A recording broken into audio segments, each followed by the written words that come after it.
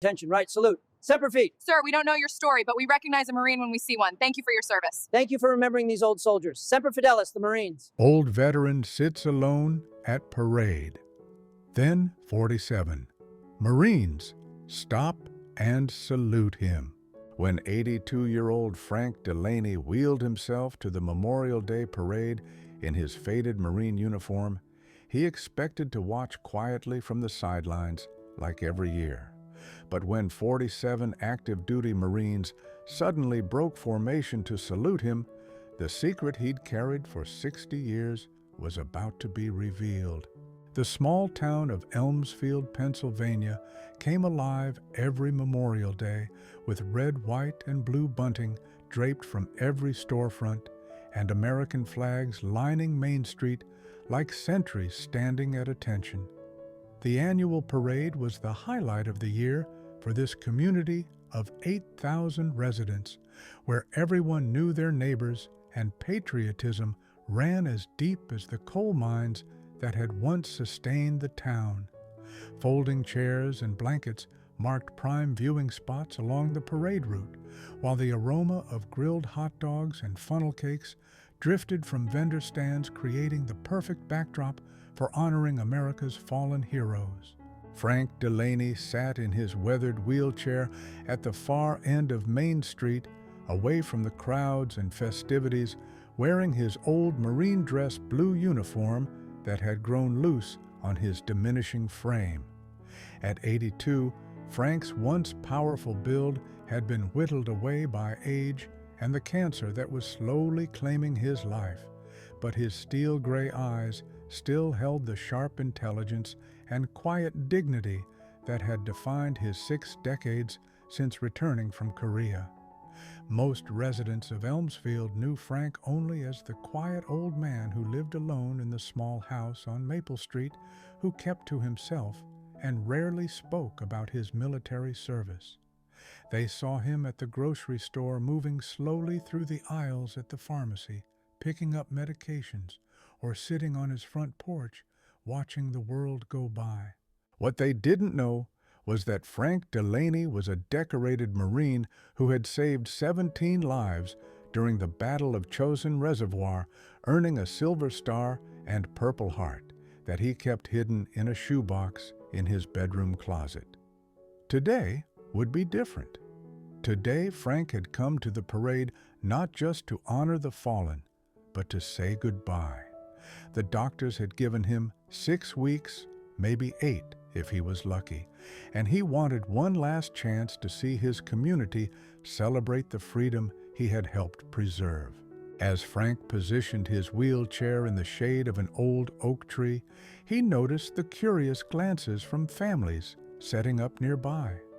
Some whispered among themselves, wondering why the old veteran always sat alone, why he never joined the VFW group that marched in the parade, why he seemed so isolated from the very community he had served. Frank had grown accustomed to being invisible, to carrying his memories and medals in silence, but today felt different.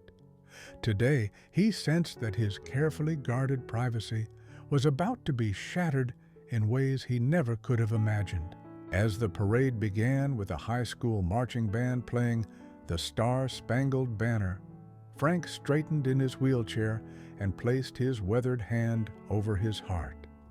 The familiar ritual brought back memories of countless flag ceremonies, of standing at attention in formation with his fellow Marines of the brotherhood that had sustained him through the darkest moments of war. The parade proceeded with its usual small-town charm. Little league teams waving from decorated floats, the volunteer fire department showing off their restored 1950s truck, and local politicians walking the route, shaking hands and kissing babies.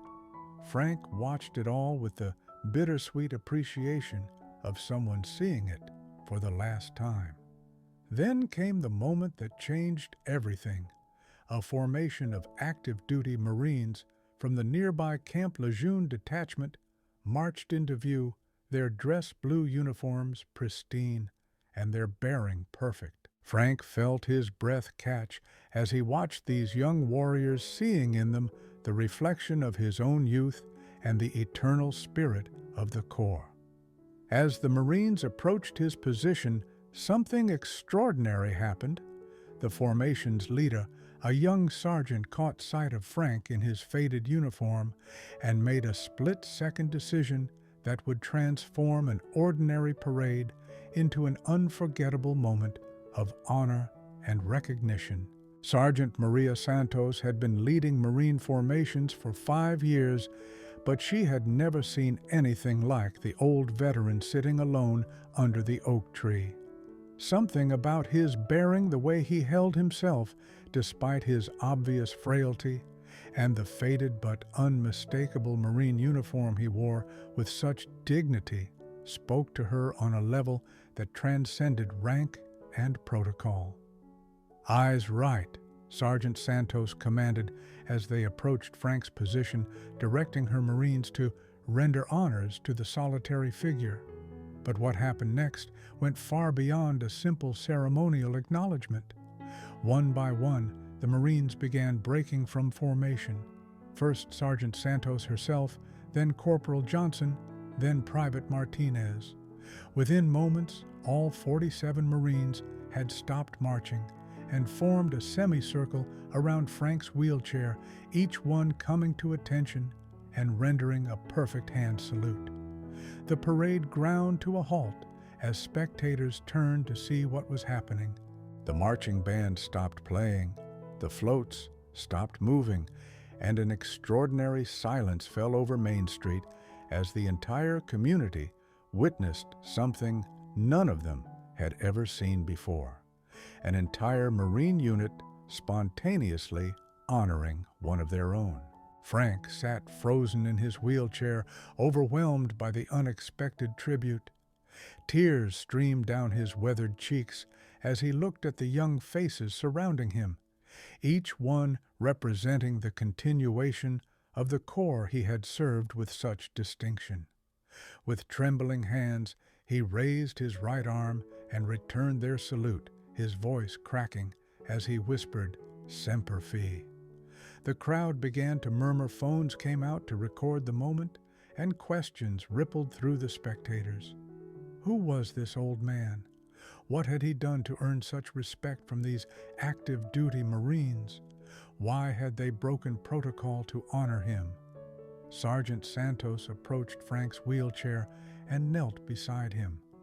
"Sir, we don't know your story, but we recognize a Marine when we see one.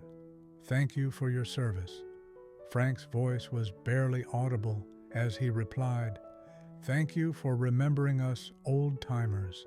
Semper Fidelis Marines." As the formation slowly returned to the parade route, Frank remained in his wheelchair, still overwhelmed by what had just happened. But the story was far from over. In the crowd, someone had recognized him, someone who had been searching for Frank Delaney for over 20 years. Colonel James Mendez, retired, had been watching the parade with his family when he witnessed the Marines' spontaneous tribute to Frank. Something about the old veteran's face seemed familiar, triggering memories that had been buried for decades. As the parade resumed, James excused himself from his family and approached Frank's wheelchair. "Excuse me, sir," James said respectfully, "but are you Frank Delaney, Corporal Frank Delaney, 1st Marine Division, Korea?" Frank looked up with surprise and caution. After 60 years of anonymity, being recognized was both thrilling and terrifying. "Yes, I'm Frank Delaney. Do I know you?" James's eyes filled with tears as he knelt beside the wheelchair. "Sir, you saved my father's life at Chosin Reservoir, Lieutenant Robert Mendez, Charlie Company. You carried him 2 miles through enemy fire after he was wounded. He never stopped talking about the Marine who saved him." The revelation hit Frank like a physical blow. He remembered Lieutenant Mendez, young, scared, bleeding from shrapnel wounds, begging Frank to leave him behind so he wouldn't slow down the retreat. Frank had refused carrying the wounded officer on his back through the frozen Korean mountains while Chinese forces closed in around them. "Bobby Mendez," Frank whispered. "How is he? Is he?" "He passed away 5 years ago, sir, but he lived to see his grandchildren graduate college because of what you did." Word of the Marines' tribute and James's emotional reunion with Frank spread rapidly through the crowd and onto social media. Videos of the salute began going viral with viewers around the world trying to identify the mysterious veteran who had earned such spontaneous respect from active duty Marines. Local news reporter Jennifer Walsh approached Frank with her camera crew, but he initially declined to be interviewed. "I'm nobody special," Frank insisted, "just an old Marine who did his job." But James Mendez wasn't about to let Frank's heroism remain hidden any longer. "Sir, with your permission, I'd like to tell people what you did. My father spent his whole life trying to find you to thank you properly. He would want people to know." The crowd that had gathered around Frank's wheelchair grew larger as James began sharing the story of Frank's actions at Chosin Reservoir. He spoke of how Frank had not only saved his father, but had repeatedly returned to the battlefield to rescue other wounded Marines, earning his Silver Star through actions that exemplified the Marine Corps motto of leaving no one behind. "This man is a genuine American hero," James announced to the growing crowd, "and he's been living quietly among us for decades." The impromptu ceremony that developed around Frank's wheelchair became more moving than the official parade itself. Veterans from other wars began approaching to shake his hand.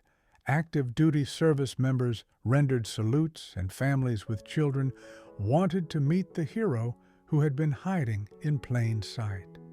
Frank, overwhelmed by the attention but touched by the genuine respect being shown, began opening up about his experiences for the first time in decades. He spoke about his fellow Marines who didn't make it home, about the brotherhood that sustained them through impossible conditions, and about the weight of carrying survivors' guilt for 60 years. "I've never felt like a hero," Frank admitted to the crowd. "The real heroes are the ones who didn't come home. I just did what any Marine would do. I took care of my brothers." Mayor Patricia Williams, who had been watching from the reviewing stand, made her way through the crowd to personally thank Frank for his service and invite him to be the guest of honor at next year's Memorial Day ceremony. "Mr. Delaney, this community owes you a debt of gratitude. We should have known your story years ago." As the crowd began to disperse and the parade officially ended, Frank found himself surrounded by a new kind of family: veterans, active duty service members, and community members who now understood the quiet hero who had been living among them. But the day's revelations had taken a physical toll on the elderly Marine. Dr. Sarah Chen, who had been watching the ceremony, approached Frank with medical concern. "Mr. Delaney, you look exhausted. Can I give you a quick checkup?" Frank's cancer-weakened body was struggling with the emotional intensity of the day, but his spirit was stronger than it had been in years. For the first time since his diagnosis, he felt like his life had meaning beyond just surviving until the next doctor's appointment. James Mendez had stayed by Frank's side throughout the afternoon, and as the sun began to set, he made an offer that would give Frank's remaining weeks new purpose. "Sir, would you consider letting me help you tell your full story? There are families of the men you saved who have been wondering about their fathers' and grandfathers' war experiences. You could give them the closure my family never got until today." Frank looked around at the faces of people who now saw him not as an invisible old man, but as a living piece of American history. "I think I'd like that," he said quietly. 3 weeks after the Memorial Day parade, Frank's story had spread far beyond Elmsfield. The video of the Marines' spontaneous salute had been viewed over 2 million times, and military history enthusiasts had begun researching Frank's service record, uncovering details of his heroism that even he had forgotten. But the attention came with an unexpected challenge. Frank's health was deteriorating rapidly, and the emotional energy required to share his story was accelerating his decline. Dr. Chen warned that the stress of constant interviews and visitors might be shortening the time he had left. "Frank, you need to consider slowing down," Dr. Chen advised during a house call. "Your body is fighting a war on multiple fronts right now." The crisis deepened when Frank collapsed during an interview with a military historian requiring emergency hospitalization. As he lay in the hospital bed connected to monitors and IV lines, Frank faced a difficult decision: retreat back into anonymity to preserve what little time he had left, or continue sharing his story despite the physical cost. James Mendez had become Frank's unofficial advocate and closest friend, visiting daily and helping coordinate the flood of requests for interviews and appearances. "Sir, you don't owe anyone anything more," James told him. "You've already given enough." But Frank had discovered something unexpected in his final weeks, a sense of purpose that had been missing since he left the Marines 60 years earlier. The young service members who visited him, the families who thanked him for saving their loved ones, the community that had embraced him. They had given him a reason to fight his final battle with the same courage he had shown in Korea. The turning point came when a delegation of Marines from Camp Lejeune requested permission to visit Frank in the hospital. Led by Sergeant Santos, who had initiated the original salute, the group included Marines who had been inspired by Frank's story to re-enlist, to pursue military careers, or simply to better understand the legacy they were inheriting. "Sir," Sergeant Santos said as the Marines gathered around Frank's hospital bed, "you've reminded us why we serve. Your story isn't just history. It's a living example of what it means to be a Marine." Frank looked at these young warriors and saw himself 60 years earlier, idealistic, brave, and carrying the weight of protecting something larger than themselves. "You remind me why it was all worth it," he told them. "Seeing Marines like you gives me hope for the future." But the visit revealed something troubling. Frank's condition had worsened significantly, and the doctors estimated he had perhaps 2 weeks remaining. The question was whether he would have enough time to complete the project he had started with James, a comprehensive account of his experiences that could serve as both historical record and inspiration for future generations. "I need to finish this," Frank insisted, despite his obvious weakness. "There are still stories that need to be told, families that deserve to know what their loved ones went through." James struggled with the ethical dilemma of encouraging Frank to continue when rest might extend his life. "Sir, maybe we should focus on making you comfortable rather than pushing to complete everything." "James," Frank said with the authority of a Marine who had faced death before, "comfort isn't what I need. Purpose is what I need. Help me finish what we started." The resolution came when Frank made a decision that surprised everyone, including himself. Instead of trying to tell every story and meet every request, he chose to focus on one final mission, creating a video message for future Marines that would capture the essence of what he had learned in his decades of service. Working with James and a local filmmaker, Frank spent his remaining energy on crafting a message that would outlive him. The video would be simple, just an old Marine in a hospital bed sharing the wisdom earned through combat sacrifice and 60 years of reflection. I want young Marines to understand that heroism isn't about being fearless, Frank said during the filming. It's about being afraid and doing your job anyway. It's about taking care of the Marine next to you, even when you're not sure you can take care of yourself. The video project gave Frank's final days structure and meaning. Instead of simply waiting to die, he was actively contributing to the core that had shaped his life. Each day of filming was exhausting, but each completed segment felt like a victory against the disease that was claiming his body. As Frank's condition continued to deteriorate, the hospital room became a gathering place for Marines veterans and community members who wanted to pay their respects to the man who had touched so many lives.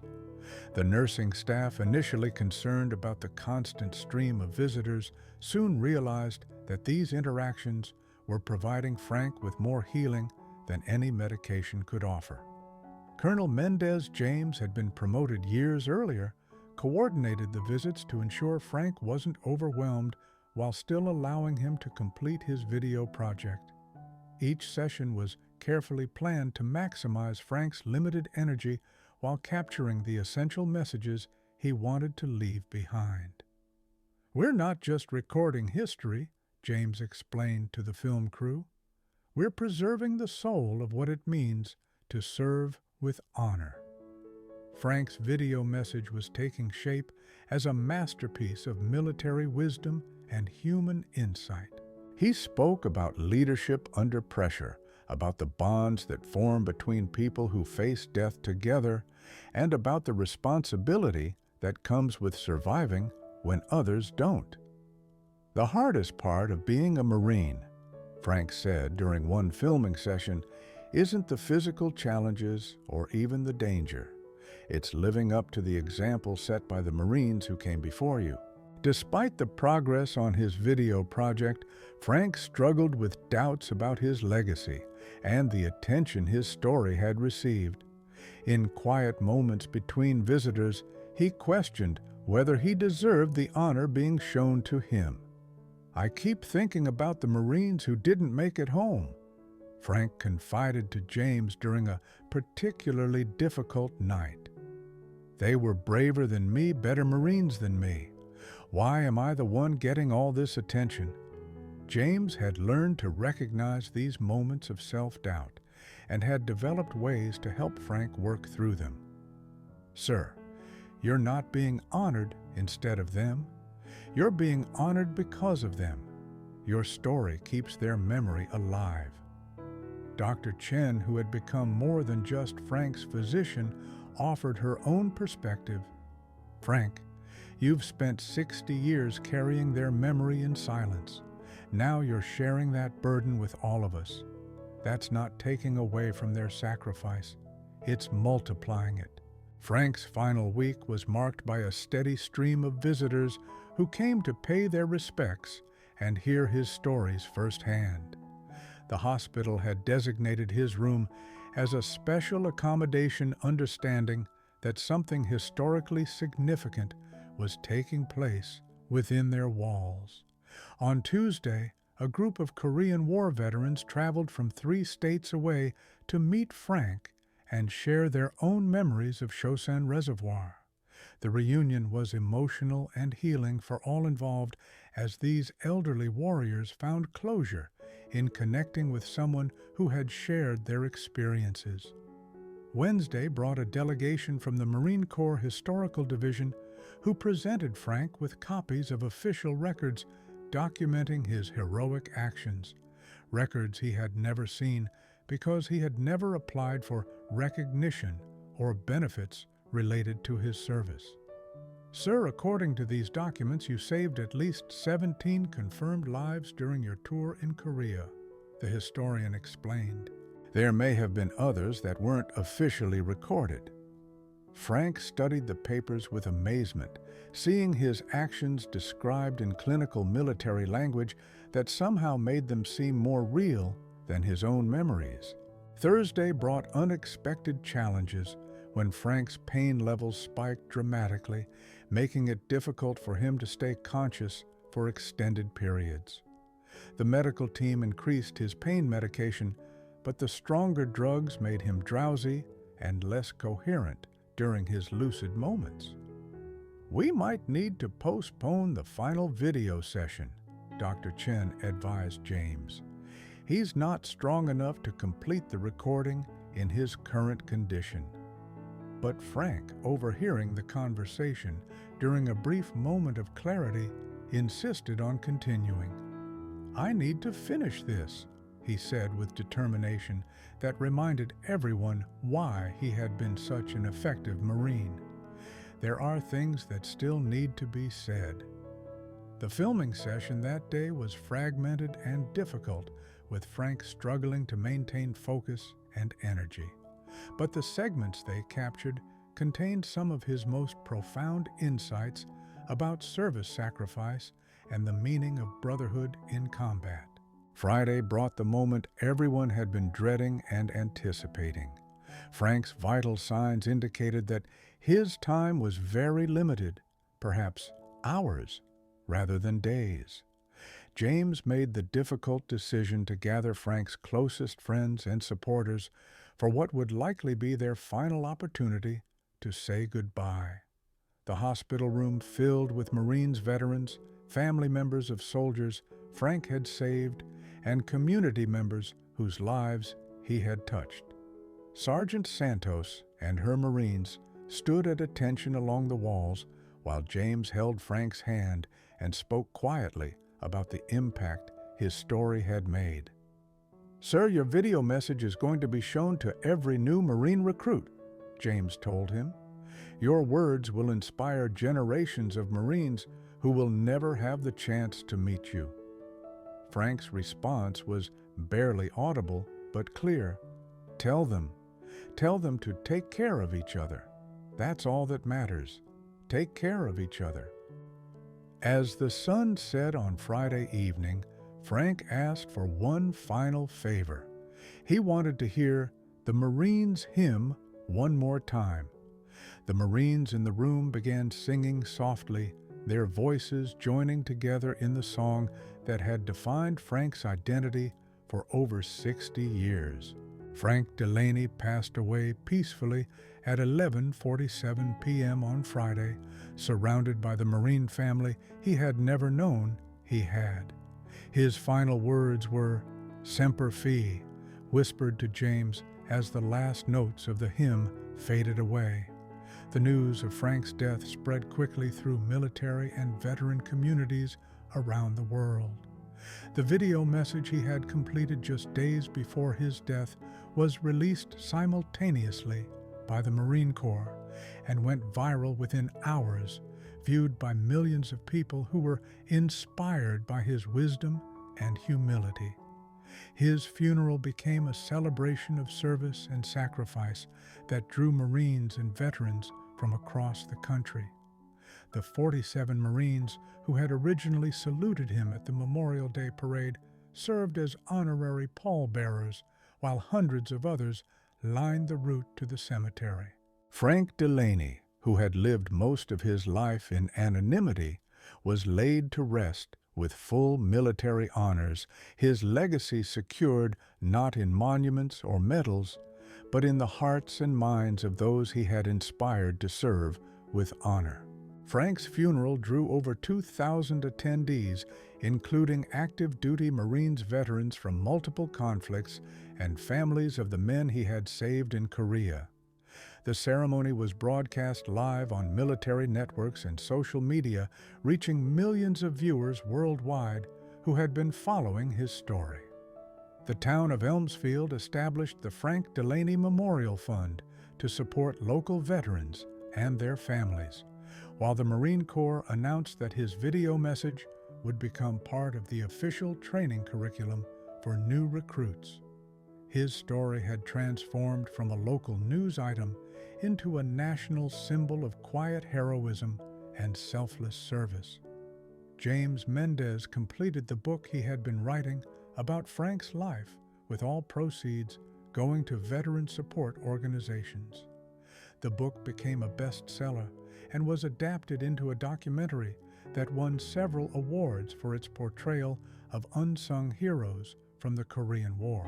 Most importantly, Frank's example inspired a new generation of young people to consider military service, with Marine recruiting stations across the country reporting increased interest from potential recruits who cited his story as their motivation. 5 years after Frank's death, his legacy continued to grow and evolve. The Frank Delaney Center for Veteran Services was established in Elmsfield, providing counseling, job training, and support services for veterans transitioning to civilian life. The center's motto, taken from Frank's final words, was, "Take care of each other." His video message had been viewed over 50 million times and translated into multiple languages, inspiring not just American service members, but military personnel around the world. Military academies began using his story as a case study in leadership and moral courage. The annual Memorial Day Parade in Elmsfield became a pilgrimage site for Marines and veterans, with Frank's old wheelchair position under the oak tree marked by a simple bronze plaque. Each year, active duty Marines would stop at that spot and render the same salute that had started it all. Perhaps most significantly, Frank's story had changed how communities across America viewed their local veterans, encouraging people to reach out to elderly service members and learn their stories before it was too late. On the first Memorial Day after Frank's death, Sergeant Santos returned to Elmsfield with her Marines to participate in the parade. As they passed the oak tree where Frank used to sit, the entire formation stopped and rendered a salute to the empty space where his wheelchair had been. In the crowd, James Mendez watched with tears in his eyes, knowing that Frank would have been deeply moved by the tribute. A young boy tugged on his mother's sleeve and asked, "Why are they saluting nothing?" "They're not saluting nothing," his mother replied softly. "They're saluting everything that matters." True heroism isn't measured by the recognition it receives, but by the lives it touches and the legacy it leaves behind.